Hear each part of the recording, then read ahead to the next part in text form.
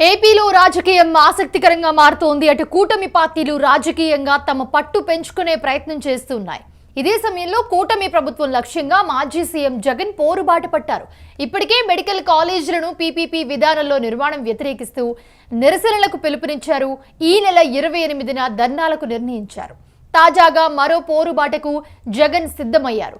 స్వయంగా నిరసన దీక్షకు జగన్ రెడీ అవుతూ ఉన్నారు. ఈ మేరకు పార్టీ నేతలు వెల్లడించారు.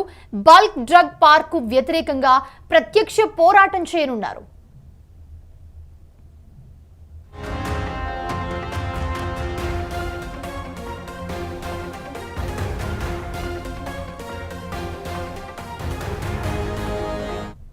రైట్, ఇదే అంశానికి సంబంధించి మరిన్ని అప్డేట్స్ అందించడానికి మా ప్రతినిధి కిరణ్ అందుబాటులో ఉన్నారు. కిరణ్, ప్రస్తుతం మనం చూస్తున్నాము వైసీపీ చాలా దూకుడుగా ముందుకు వెళ్తున్న పరిస్థితి. సో చాలా పక్కా కార్యాచరణ సిద్ధం చేసుకున్నట్లుగా కనిపిస్తోంది. అప్డేట్స్ ఏంటి? మోనిషా, వైఎస్ఆర్సీపీ అధినేత వైఎస్ జగన్మోహన్ రెడ్డి లండన్ పర్యటన నుంచి తిరిగి వచ్చిన తర్వాత రాజకీయ పరిణామాలపై వేగంగా నిర్ణయాలు తీసుకుంటున్నారు. అంతేకాకుండా పార్టీకి సంబంధించిన కీలక నేతలతో వరుస సమావేశాలు నిర్వహిస్తున్నారు. అయితే ఏదైతే పాయకరావుపేట అనిత నియోజకవర్గంలో బల్క్ డ్రగ్ పార్క్ రాజయ్యపేటలో మత్స్యకారులు తీవ్రంగా వ్యతిరేకిస్తున్నారు. ఇక్కడ బల్క్ డ్రగ్ పార్క్ పెట్టడం వల్ల ప్రజల ప్రాణాలు పోతాయి. ప్రజల ప్రాణాలు పోవడం కన్నా ఏకంగా ఒకేసారి పోలీసులు మమ్మల్ని కాల్చివేయండి వారు మన చేసిన నిరసన దీక్ష తీవ్ర ఆందోళనకు తీవ్ర ఉద్రిక్తకు దారితీస్తుంది. గతంలో ఏదైతే డిప్యూటీ సీఎం పవన్ కళ్యాణ్ మొరగపెట్టారు, రాష్ట్ర ముఖ్యమంత్రి చంద్రబాబు నాయుడు మొరపెట్టుకుంటారు. అంతేకాకుండా గతంలో ఏదైతే అనిత, ఇప్పుడు హోంమంత్రిగా ఉన్న అనిత గతంలో పార్క్ ఎలా నిర్మిస్తారు, ప్రజల ప్రాణాలు ముఖ్యం, ప్రభుత్వాలు ఎలా నిర్ణయాలు తీసుకుంటాయంటూ ప్రతిపక్షంలో ఉన్న రోజు వ్యతిరేకించి అనిత ఈ రోజు అధికారంలోకి వచ్చిన తర్వాత నోరు బెదపకుండా ఉన్నారంటూ మత్స్యకారులు ఆందోళన వ్యక్తం చేస్తున్నారు. అంతేకాకుండా దాదాపు ఈ రోజు 34 రోజుల నుంచి వరుసగా దీక్షలు నిరసనలు కొనసాగిస్తూ ఉన్నారు. ప్రభుత్వంపై ఒత్తిడి పెంచుతున్నారు. అయితే ఇప్పటికీ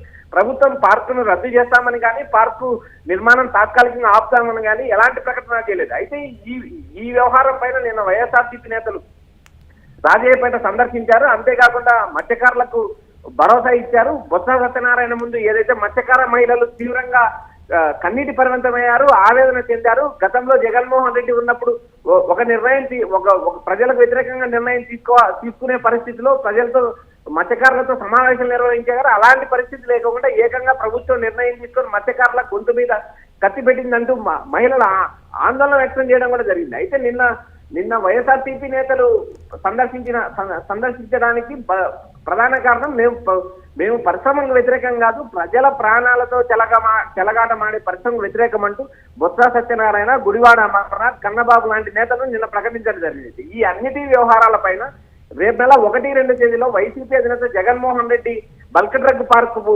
ప్రాంతమైన రాజయ్యపేటను సందర్శిస్తారంటూ వైఎస్ఆర్సీపీ నేతలు ఒక ప్రకటనలో తెలియజేశారు. మోనిషా, సో ఇన్ని చేస్తున్నా ఇప్పుడు అధికార పక్ష అసలు రెస్పాన్స్ లేదు. అటు పక్క నుంచి ఏమి ఇన్ని నిరసనలు ఇన్ని రోజుల నుంచి చేస్తూ ఉన్నారు వీళ్ళందరూ. మోనిషా, మత్స్యకారులు క్లారిటీగా ప్రభుత్వానికి ఒక మెమరాండం ఇచ్చారు. డిప్యూటీ సీఎం ఏదైతే పవన్ కళ్యాణ్ కి చాలా సార్లు మొరపెట్టుకున్నారో అంతేకాకుండా మంత్రి నారా లోకేష్ తో పాటు పాయకరావుపేట నియోజకవర్గానికి సంబంధించిన హోంమంత్రి అనితకు కూడా వాళ్ళు స్పష్టంగా క్లారిటీగా తెలియజేశారు. ఈ పార్క్ ఇక్కడ పెట్టడం వల్ల ప్రజల ప్రాణాలు పోతాయి. అంతేకాకుండా ఈ కలుషితం వల్ల ఇప్పటికే ఒక గ్రామంలో 20 మంది మృతి చెందారు. దీన్ని ఖచ్చితంగా ఆపి తీరాలంటూ ప్రభుత్వం మీద గత 34 రోజుల నుంచి ఒత్తిడి చేస్తున్నారు. అయితే ప్రభుత్వం ఎక్కడ కూడా పార్క్ రద్దు చేస్తామని ఇప్పటి వరకు ప్రకటించలేదు. అంతేకాకుండా ఏదైతే వైఎస్ఆర్సీపీ నేతలు ఆ గ్రామానికి సందర్శించినప్పుడు వైఎస్ఆర్సీపీ నేతలపైన పోలీసులు ఆంక్షలు విధించారు. ఏదైనా ప్రభుత్వానికి వ్యతిరేకంగా కానీ మాట్లాడితే కఠిన చర్యలు తీసుకుంటామంటూ పోలీసులు హెచ్చరిక జారీ చేసిన పరిస్థితి కూడా.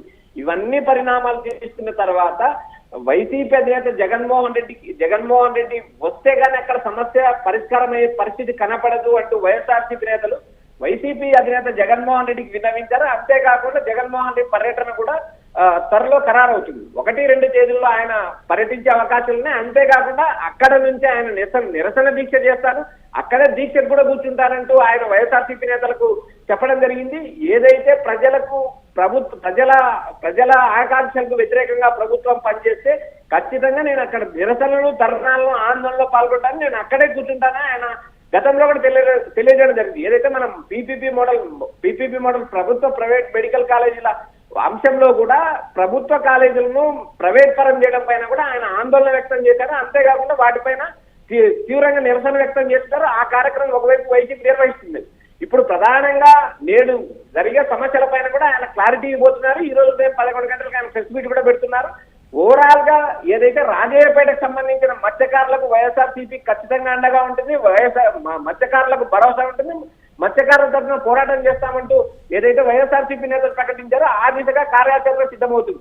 అంతేకాకుండా వైసీపీ అధినేత జగన్మోహన్ రెడ్డి పర్యటన మొదలైతే తీవ్ర పరిణామాలు ఉంటాయంటూ వైసీపీ హెచ్చరిస్తుంది. అంతలోపే ప్రభుత్వం ఏదో ఒక నిర్ణయం తీసుకొని వైసీపీ కార్యాచరణ సిద్ధం కాకుండా ప్రభుత్వం ఏదో ఒక నిర్ణయం తీసుకుంటుందంటూ ప్రజల్లో కానీ అటు మత్స్యకారుల్లో కానీ చర్చ నడుస్తుంది. మోనిషా, అండ్ అలాగే ఇప్పుడు మెడికల్ కాలేజ్ సంబంధించి కూడా ఈ పోరుబాట కొనసాగుతున్న నేపథ్యంలో ఒక 28వ తారీఖున ఒక నిరసనకు పిలుపునిచ్చారు. ఒక పెద్ద ధర్నా కూడా నిర్వహించబోతున్నట్లుగా తెలుస్తోంది.